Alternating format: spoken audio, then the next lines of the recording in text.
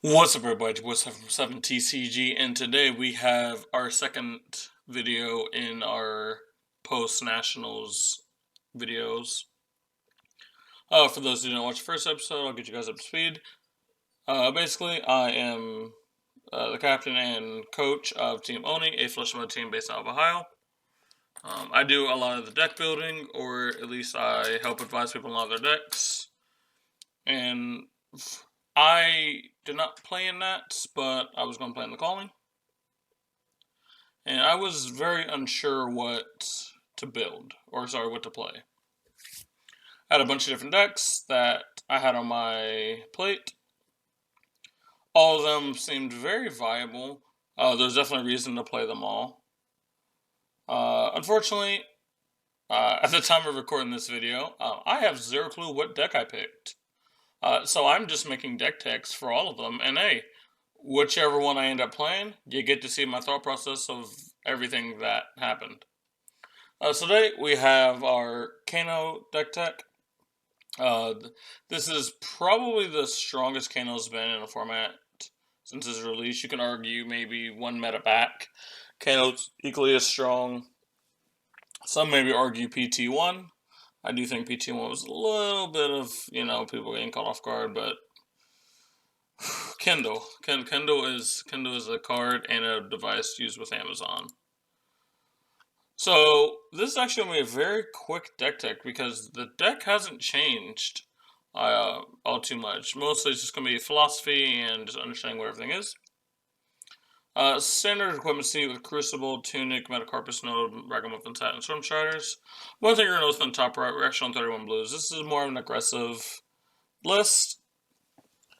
And the other thing is, whenever you're stacking, you actually just need less blues because you're going to be clumping your blues with things like Tome. So the actual amount you need in your deck is less. We can suffer a tiny bit in your tempo matchups, but I think the scenario where you have like 5 turns in a row where you can't play the game because you don't have enough blues is super low.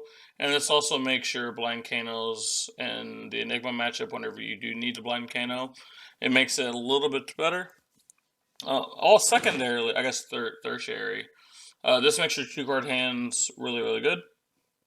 One thing that I was experimenting a lot with, I didn't end up doing, but to kind of peek behind the curtain, I was actually trying to make this a Waning Moon list, or at least a Waning Moon in majority of matchups. That's actually where the Aether Quickens came from. This was supposed to be Aether Quicken in the main, Crucible only for things like Illusionist. We ended up going back to Crucible just because the sheer power gives us on our combo turn. It's just really hard to pass up in the majority of matchups, but it is something that was a part of my process. Going into the deck again, very standard. 6 Aether Flare. You're never not going to play Aether Flare. The Quickenings, at least the red ones, are kind of interesting.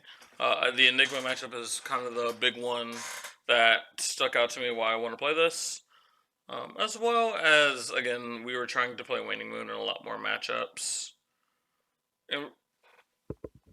And while we backed off, I just end up liking the card on most turns. Because, yes, technically you do waste a resource if you go, Crucible, Aether Quicken, but that's still 5, which is not bad. That's technically on Ray if it was, 2. Like, a 2 for 5 isn't too bad either. You would take that. It's like, what, Voltic Bolt? Voltic Bolt's like that? Is that 2 for 5? Okay. I don't remember, but it's just a nice rate. If you end up having double red in hand, you can still send 4, which is super important. If you randomly are stranded with one of the few yellows in the deck, you have something.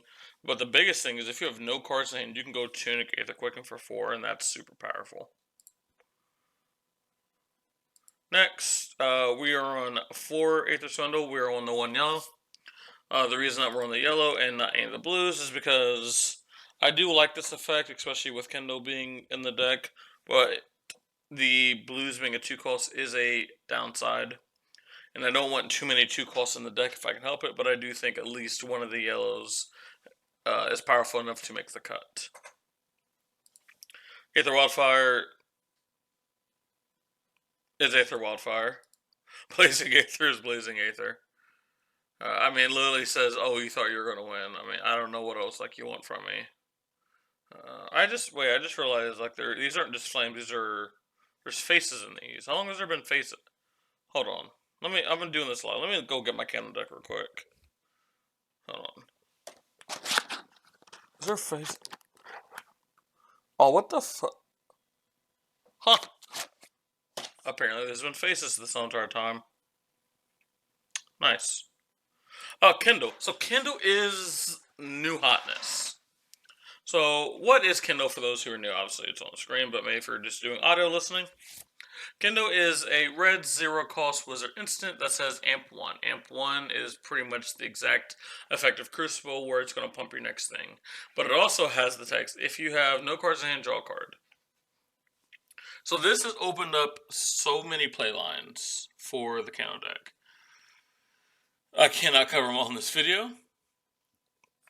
The best thing you can do is go to We Make Best, go find Tog's video on it, and watch his video. He gives you a very good baseline, but I think the biggest thing with Kendos is you just gotta play with the card. There's no amount of things I can tell you in this video that is going to get you ready for a random hand that has Kendo in it, and how you should play it. Because the way you can spend your mana is going to be unique, what you draw is going to be unique, what you're pumping is unique. But this has extended so much, and it allowed for just so many freaking playlines. One unique thing that I haven't actually seen a lot of people talk about, it's not a very common thing, but this always gives the amp. So in a scenario where you actually cannot efficiently dump your hand, but you need the amp on like a wildfire, again, this is a very, very niche case, and again, if you're in this situation, you're probably messed up, but the key thing is you do always get the amp, so you can go for those wildfire for 7s that, oh, you know, the Kanos always do, oh, you know. Yeah, but yeah, Kano's so good. The downside is it's a brick off a gaze, brick off a Kano, no block. But realistically, like, in your tempo matchups, I don't think you could ask for any better card. This is also a really good arsenal target. You can arsenal this. You can, like, dude, I'll spill a little bit of stuff. So you can, like, block 12, play Kendall, draw a card, possibly do something, or find a better arsenal. If you have Wildfire and 3 blues, you're almost guaranteed to just, like, chunk someone hard unless you just, like, super brick off of all your Kanos. As long as you find one playable red spell, you're just gonna explode your opponent. But like I said, this is one of the reasons Kano is in the high tier spot that he's in.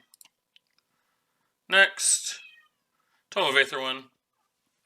So one unique thing about this card that I actually want to talk about is, again, in my tempo-based matchup, something I've actually found myself doing, partially because of the explosivity of Kindle, is I've actually found myself pumping stuff a little bit more. So, for example, when I've seen a lot of blues, and I'm casting an Aether Swindle, normal thing somebody would do is just go like if they canoed into a tone, they'd be like 2 blues. Well, if I'm counting my cards, and I've seen, especially with the lower blue account, I've seen a lot of blues, there's no reason to draw 2. The reason you would want to draw 2 there is you kind of want to take the chance that you hit a blue, so you can cast the Swindle, and then possibly Kano into like another tome, and then hopefully chain there.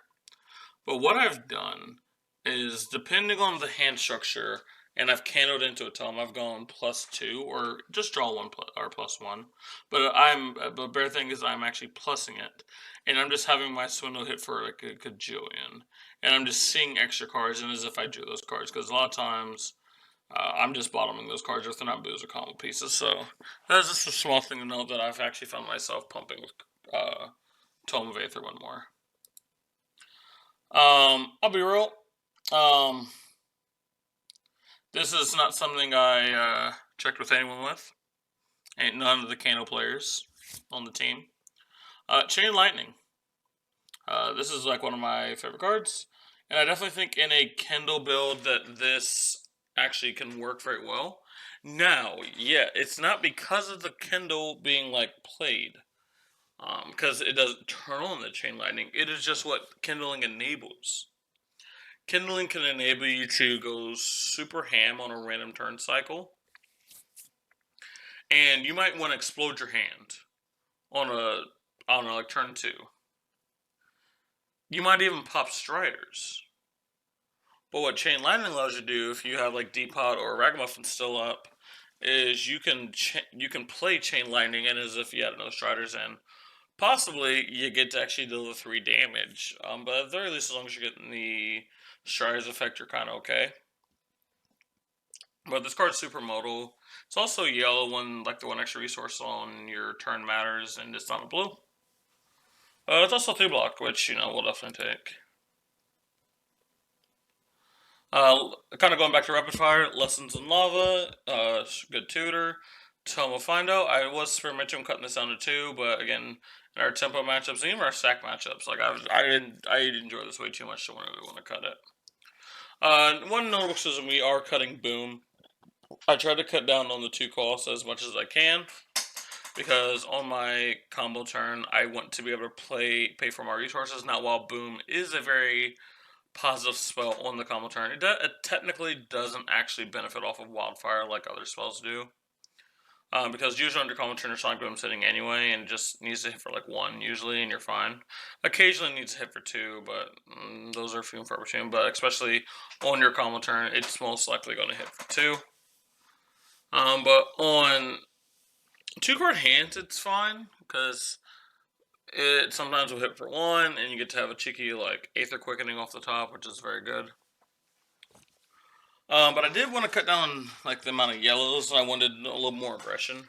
And plus, like, let's think about this scenario. If I go Sonic Boom, I hit an Aether Flare. Yeah, I did +1 damage, but it's like, am I excited about that? Like, am I really thrilled? Especially if it's a blue, I'm probably pressing and wanting to keep it in my deck, so now I just wasted the Sonic Boom. And yeah, technically I can just send it for free, like, what's the harm done? But again, when you've actually shrunk down blue, the count of your deck matters. And knowing how many cards you have left, and if you start spending blues to do random 1 damages that don't mean anything, you could find your spot where actually the cutting the blues did matter. So that is the big reason for cutting Boom. But Boom is definitely a fine card. You can definitely run Boom if you want to run Boom. Going into the blues, 3 Aether Arc, 3 Aether Dart, 3 Epot, 1 Eye, 3 Gaze. We're still in 2 Deja Vu Potion. Prognosticate, 3 Sap. We're on 1 blue Snapback. Again, this is for the Enigma matchup. This is on a turn where they choose to overextend their resources, or they use a lot of resources on your turn to protect their board. If you can off the top, hit a spell, they choose to AB it, then you can snap back them. You might be able to catch them off guard and cover the board. I've done it plenty of times.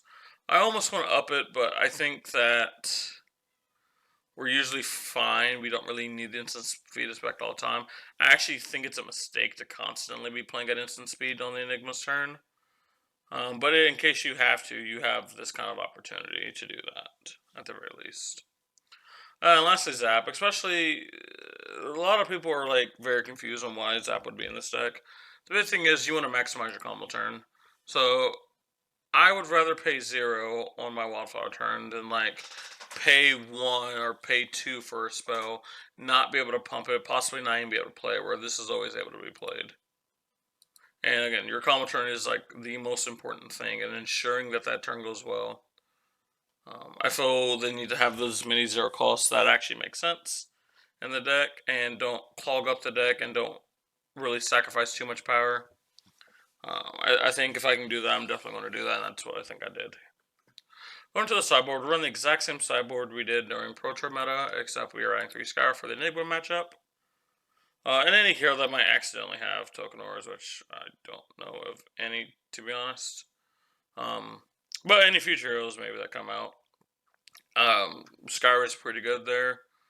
This actually does a lot to Enigma, because you can kill her like Haze Bending, and then shoot Arcane at her.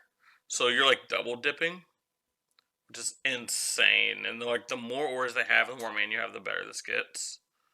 So yeah, Scour definitely a big player in the Enigma matchup, especially at instant speed. You can do some really, really nasty things versus Enigma.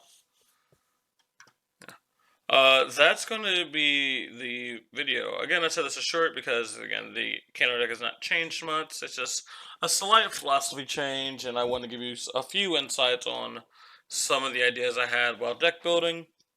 But realistically, I think you can take any shell of this, add some blues, or take away blues, or even run exactly card for card the Pro Tour list, and just add 3 Kendo and take out whatever you think the worst card in the deck is, and you can probably do fine.